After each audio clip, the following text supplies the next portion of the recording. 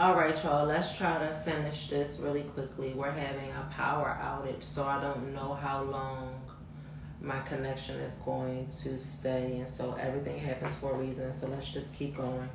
I don't remember where I stopped, but let's just keep going. Speaking about the 4D, the collective mind is called in a polarized or archetypal forms that are locked into our bodies and our minds as emotional trauma, okay? The 4D is not the media's personal territory, since 4D is a bridge out of the physical to the divine. So here we see automatically that these vessels of being able to be animated in the fourth dimension, we should also have the ability to use these bodies in order for us to also access the divine, right? In order to access other realms or other worlds, okay? We need to own 4D as the zone where our feelings can access alluring high frequency visions. We can locate our personal pathways into the great landscape of the cosmic potential by feeling our way through the fourth dimension and clearing our head of junk images. So here we see we do a lot of the work of feeling it within the experience. A lot of that work comes in the experience of being in 4D. So 4D is dealing with the feelings, or dealing with the emotions, or dealing with the feelings of the emotion, right? So when we're in this experience and we're in this simulated world, we are existing in 4D and we are feeling our way through the experience in the experience of 4D, if that makes sense, okay? And in order for us to get past the fourth dimension, we have to undo the junk programming or the junk imagery that exists within the mind, okay? Our objective as awakening as a species is to reconstruct and clear the powerful 4D zone so as to be able to identify the vibrational frequencies of all dimensions, right? So here we're being given a chance as it relates to re-understanding the dimensions, especially the fourth dimension, since we have so many people beckoning us to get out of the 4D or to move past the 4D into 5D. Well, before we can even do that, we have to reconstruct how we understand the fourth dimension, right? We have to reconstruct how we experience the fourth dimension, and understanding that until we come into harmony with the fourth dimension, we are cut off essentially, or cut off from access to fifth dimension and beyond. So instead of running away from or trying to ascend past the fourth dimension, the objective is that we come back into harmony with the fourth dimension in order to reconstruct our relationship with fifth dimension and beyond, okay? I want to go over really quickly, because again, there's going to be a part 2 of Light Body, Light Mind during next week's Art of Ritual, and then we shut down in order for me to step back so that I'm able to finish my book, which goes on pre-sale next month. So we have a lot of work to do, so there's definitely going to be a part 2. And so I want to jump in really quickly and breaking down what these dimensions look like, 1 through 6 specifically, okay? Here in this book, again, this is the book that I'm coming from, Alchemy of the 9 Dimensions. Here it goes on to say, in the portion dealing with the vertical axis of consciousness, it says that while we are alive, we exist in linear space and time. 3D is a plane, okay? So 3D is a plane, and 2D is shown as an isosceles, I know I'm saying that wrong, triangle, with one side as the 3D plane and the bottom point is 1D, the iron core crystal in the center of the earth. And so I'm going to show you guys this diagram again. And so here we have the first dimension, which is the iron core crystal. I think a movie to really help you guys understand this crystal conversation that we're always having about the iron core crystal at the center of the earth is a movie that came out years ago called The Dark Crystal, and they brought it out again, I think last year or the year before last as a television show. But I feel like that show of The Dark Crystal really gives or it paints a really beautiful picture of the importance of this crystal that they have in captivity in this movie or in this show. You guys can find it on Netflix. It's called The Dark Crystal. So the first dimension deals with the iron core crystal, okay? And then we come into 2nd D. And then by the time we get to 3rd D, now we're dealing with the body. So first dimension and the 2nd dimension is density, right? It's dealing with the density of our nature, okay? And it's also dealing with creating the body in order for us, and in a way, in my opinion, also creating the experience of what the body is about to experience once we hit the 3rd dimension, okay? So while we are alive, we exist in linear time, space and time. 3D, which is a plane. 2D is shown as an isosceles triangle with one side as the 3D plane and the bottom point is 1D, the iron core crystal in the center of the earth.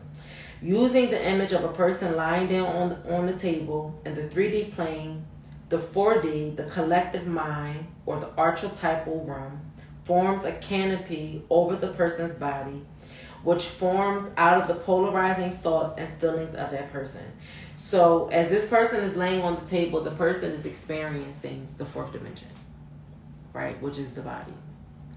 And then out of that 3rd dimension, you come into the feeling of the experience, which is what goes across, which is, you guys see this canopy that's going over the body. This is the thoughts, the feelings, the emotions, and all that goodness of what we're experiencing in relation to the body in the 3rd dimension, right? Understanding that the 2nd and 1st dimension is supporting us in the 3rd dimension, right? The 1st and 2nd dimension play a vital role in sustaining the body at the 3rd dimension. And then once we come into the 3rd dimension, now we get into the 4th dimension, which is feelings and our thoughts, okay? So we're innately every single day playing in the 4th dimension. Every day we're alive and active in the 4th dimension, okay?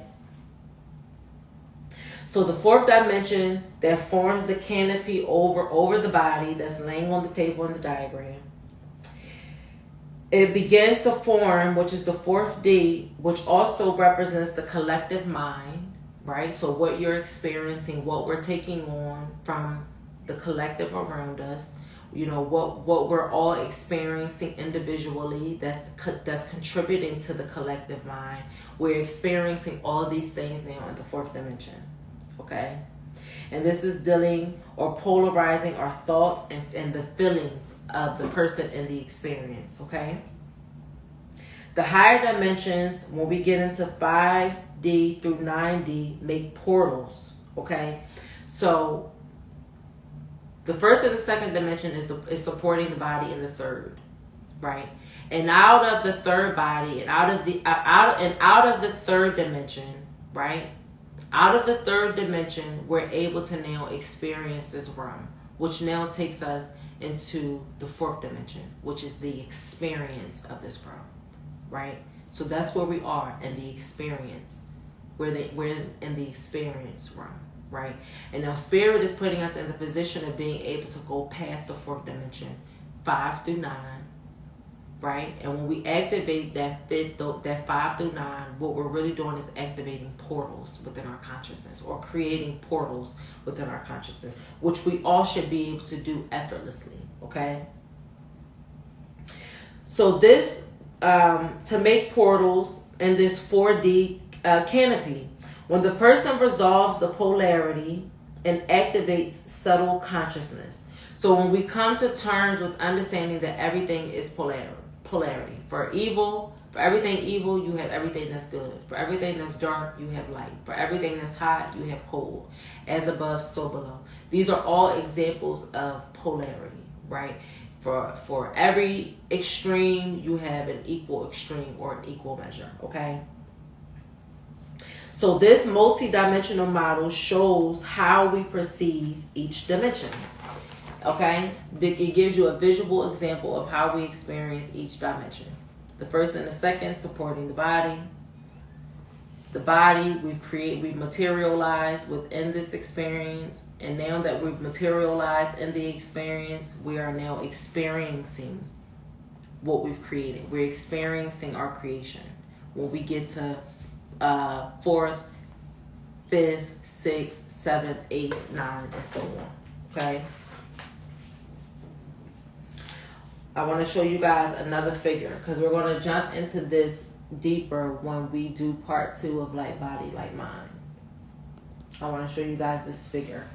And this figure right here is showing the dimensional structure of the vertical axis of consciousness from its lowest to its highest dimension. And so at the first dimension, we have the iron core crystal of Earth.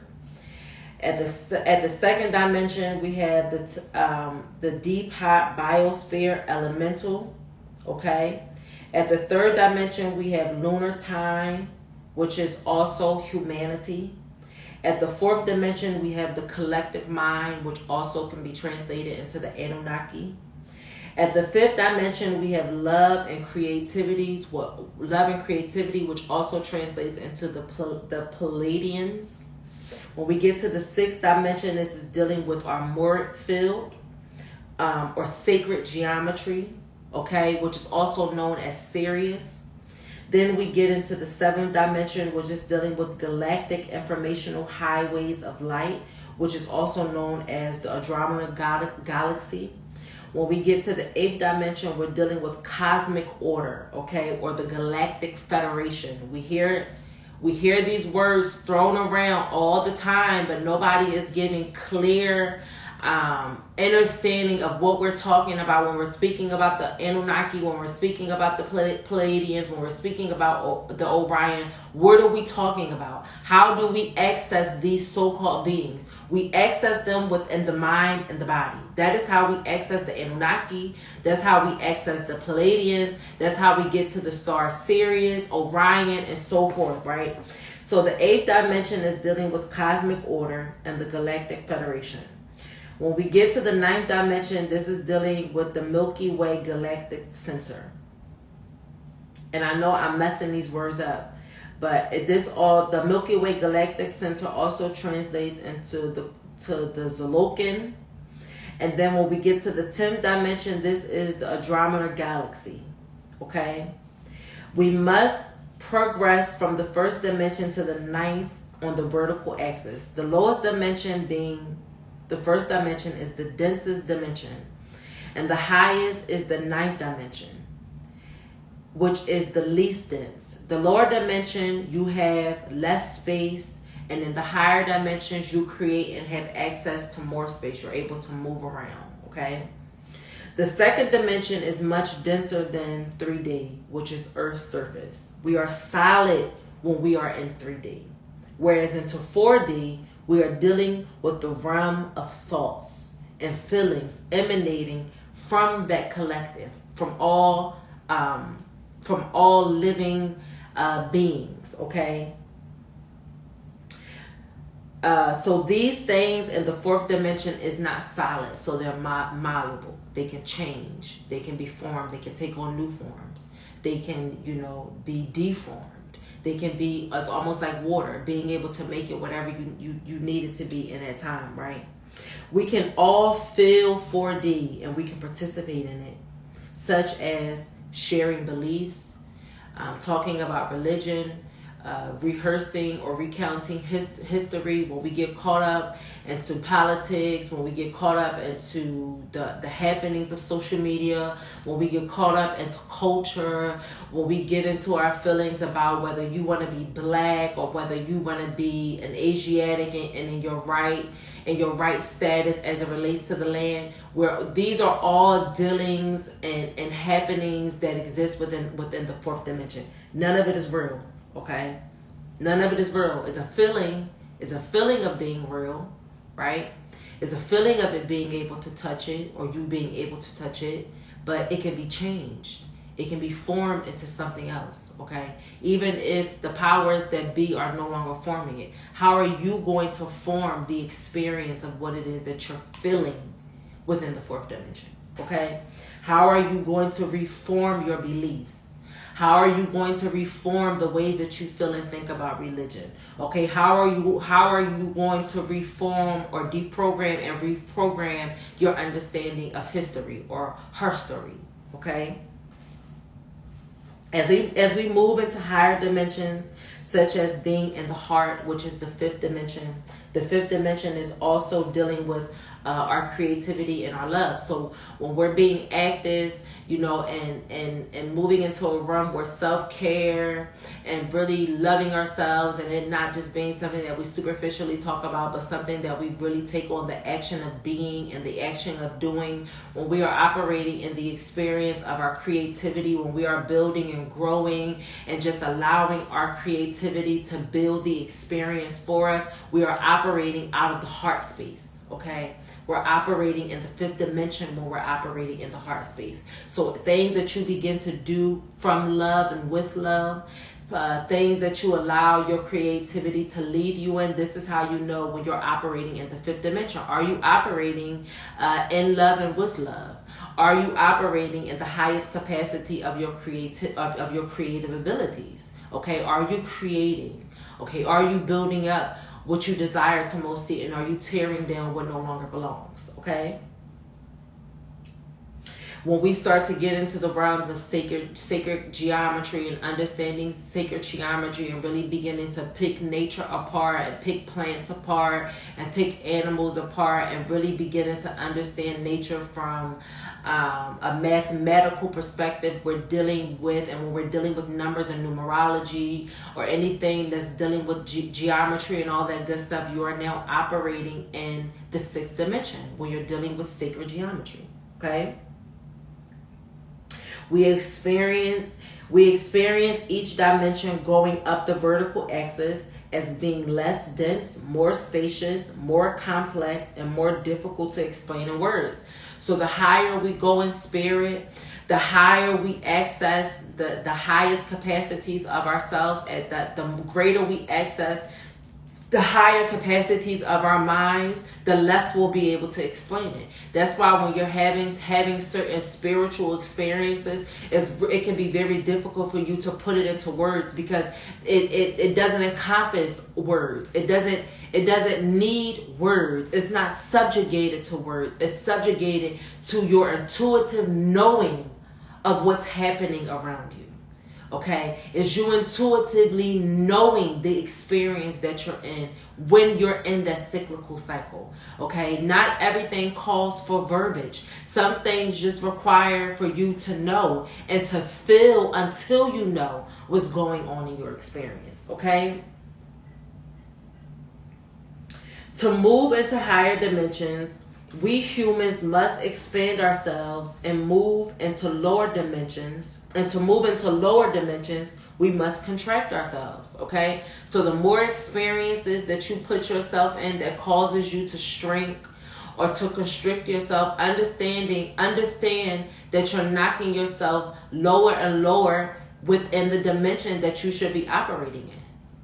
And the minute that you choose the good, aka choose the God that exists within you, the higher you take yourself, the greater you expand yourself, the more room you make in your experience, right? Because you're dropping off and making room or lessening what is no longer serving in your experiences. If it doesn't serve the experience, remove it from the experience. If the experience is calling for you to shrink yourself and to be less than your personality or to be lower than how you desire to see yourself, then it's time for you to make some room in your experience in order for you to expand and to become lighter. Okay?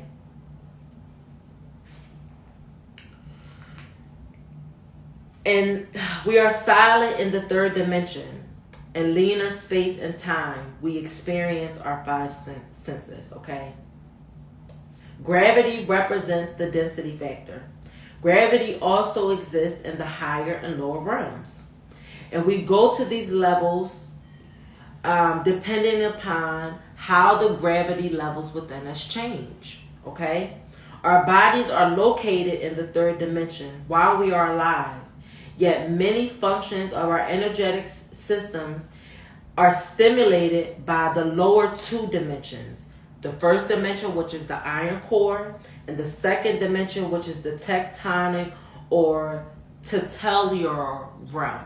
Okay, so where things like microbes, and when we get into really breaking down the human body, and when we get into minerals or understanding the minerals of the planet, how they keep the earth regenerating or renewing itself, no matter how much trauma we cause to the planet is always finding a way to regenerate itself or to renew itself in the experience. And it does this with the help of the first and the second dimension. And so this is your first insight in letting you know, before we can even begin to delve into the fifth and the sixth and the seventh and so on dimension, we have to get ourselves right as it relates to the first and the second dimension, because the first and the second dimension determines what the body is like in the third dimension and what we experience in relation to the body in the fourth dimension.